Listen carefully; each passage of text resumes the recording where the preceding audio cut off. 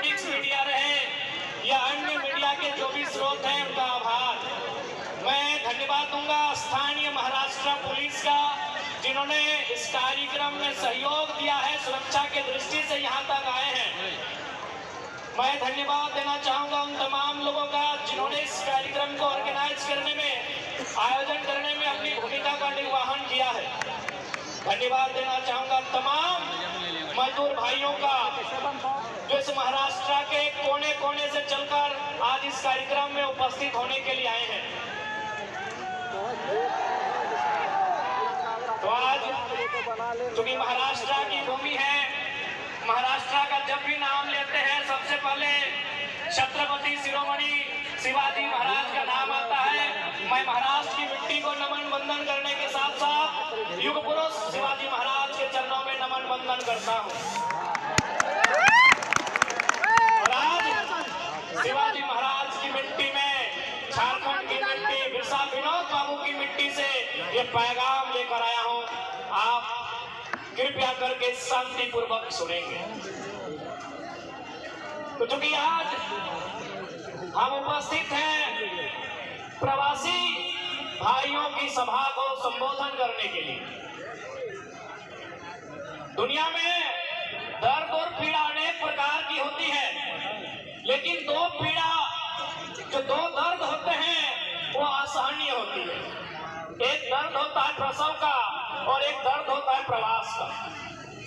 प्रसव का दर्द यानी जब मेरी माँ ने मुझे जन्म दिया था तो उसे दर्द से गुजरना पड़ा था।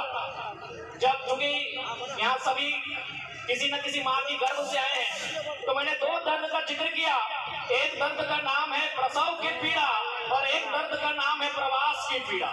जब मेरी माँ ने मुझे जन्म दिया था तो मेरी माँ को प्रसव के पीड़ा का सामना करना पड़ा था। मेरी माँ ने प्रसव का पीड़ा का सामना तो कुछ पल के लिए किया था, लेकिन जो प्रवास की पीड़ा होती है वो आजीवन टिकती है। आज आपसे बेहतर जितने भी प्रवासी भाई बहन माताएं यहाँ उपस्थित हैं, आपसे बेहतर भला कौन समझ सकता है कि प्रवास का दर्द क्या होता है।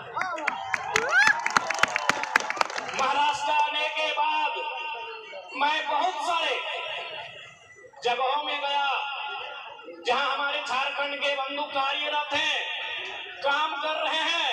उनसे मिला, उन्हें जांचा, उनसे समझना, उनसे मैंने सीखा। तो मैंने पाया कि वे लोग इन बड़े शहरों में बड़ी अरमानों के साथ आए हैं और आज अपने आप को एक छोटे से कमरे में बंद किए हैं।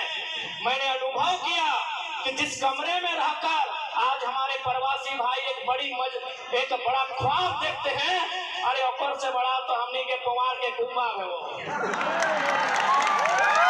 आज जितना बड़ा घरवा में हमने के माए मौसी साहब 2000 किलोमीटर दूर रह के रहा तुन्ना, छोटे छोटे छुआ मैया मुसिया हमने के माँ, हमने के अभिभावक साहब, हमने के भाई साहब जन घरवा में रहा तुन, जितना छोटे कमरा में सुनता तुन्ना, ऊपर से बड़ा हमने गांव में कुंभा ढाकू है वो।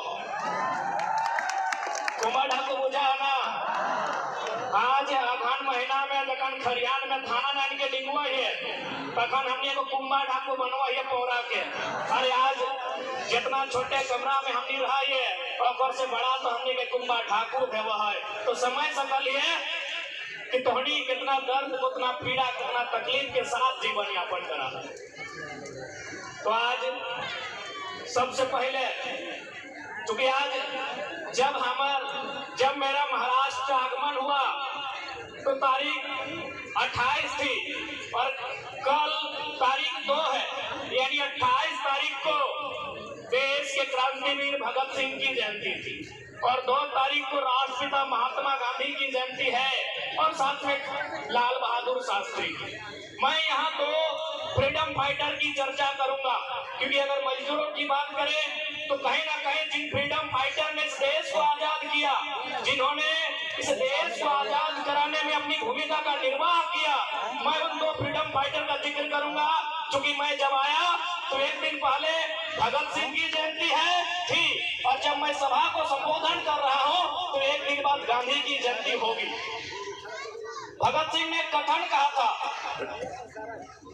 देश चूंकि युवाओं के सबसे प्रिय है भगत सिंह, है ना, युवाओं के सबसे प्रिय भगत सिंह, उन्होंने मजदूर और किसान को लेकर एक बात कही थी कि आजादी हम अंग्रेजों से तो छीन लेंगे, आजादी हम अंग्रेजों से तो छीन लेंगे, मार के, पीट के, पटक के, घिसार के हम अंग्रेजों से आजादी छीन लेंगे, लेकिन क्या ये आजादी गांव तक, गरीब तक, एक किसान तक, एक मजदूर तक, खेतों में काम करने वाले किसानों तक, फैक्ट्रियों में काम करने वाले मजदूरों तक यह आजादी जाएगी कि नहीं जाएगी, ये सपना देखा था शहीद आजम भगत सिंह ने।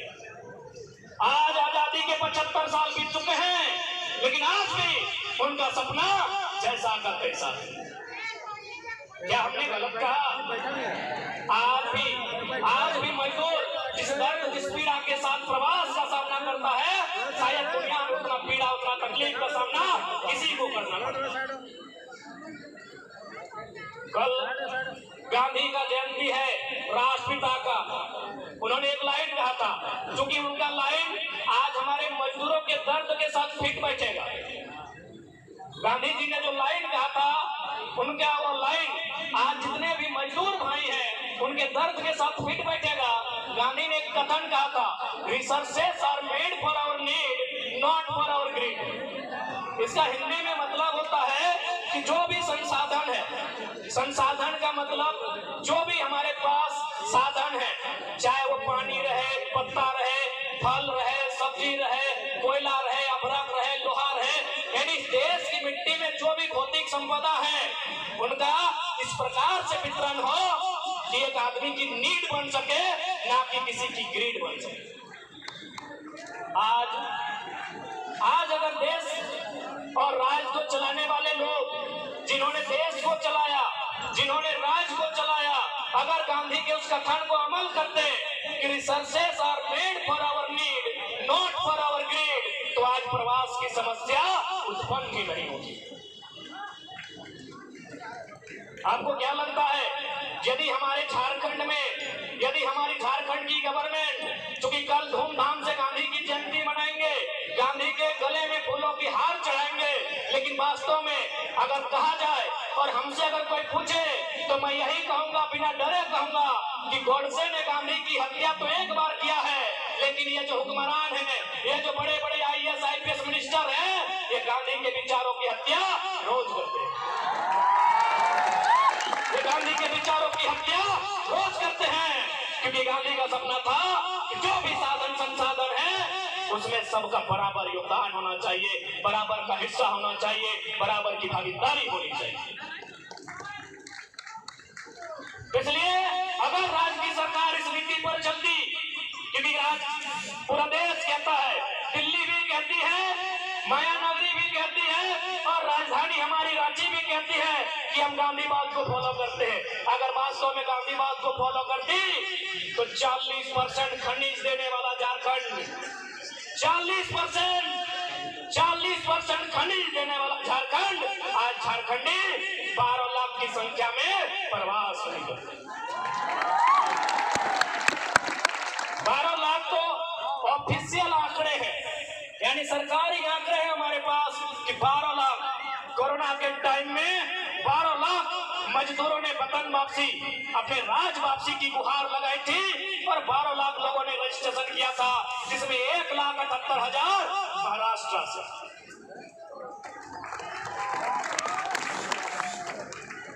तो इसलिए आज मेरे जितने भी प्रवासी अभिभावक भाई बंधुगण आए हैं, मैं आपसे यही अपील करने आया हूं, आपसे यही निवेदन करने आया हूं, क्योंकि आपकी दर्द को हमने सुना था, आज देख रहा हूं, आज अनुभव कर रहा हूं। सूरज का तापमान शरीर में जितना असर नहीं करेगा, आप जिस कमरे में रहते हैं उसका तापमान कई गुना ज्यादा असर करता है। आज मैं उसे सह कर आया। इसलिए आज जितने भी मेरे प्रवासी माताएं, बहनें, मेरे अभिभावक, मेरे गांव से आए हुए लोग हैं, मैं उन्हें यही कहना चाहूंगा कि आज आप जहां भी रहें, सबसे पहली बात एकता के साथ रहिएगा। आपस में अगर मिल के नहीं रहिएगा तो किसी भी समस्या का समाधान नहीं होगा। इसलिए आज जितने भी प्रवासी किसी राज्य में रहते हैं, किसी जिला में रहते हैं, एक बात याद रखिया, मिल के रहिया, मिल के रहबा तबे हमने कुछ कर सकल। विनोद बाबू भी हटे काल लाई कि पढ़ो और लड़ो। विनोद बाबू भी हमेशा कहले पढ़ो और लड़ो, लेकिन आज हमने लोग होकर विचारधारा के कभी समझा नहीं पाले।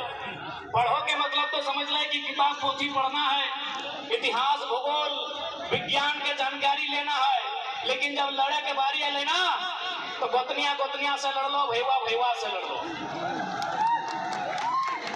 तो इस लड़ाई के बाद विनोद बाबू नहीं करना, लड़ाई करना हले अपन अधिकार के खातिर, लड़ाई करना हले अपन हक के खातिर। तो सही खातिर आज जितना भी, और साथ ही साथ चूंकि यहाँ श्रीमती पाटिल मैडम आयल हथिन, और साथ बहुत सारा महाराष्ट्र के नगर के चुनल पदाधिकारी हथिन, जनप्रतिनिधि हथिन, ओकरे से हम आग्रह करवाए, चूंकि हम हिंदी में आग्रह करवाए कि जितने भी यहाँ अतिथि के रूप में महाराष्ट्र के लोग आए हैं, मैं आपसे आग्रह करना चाहूंगा, मैं आपसे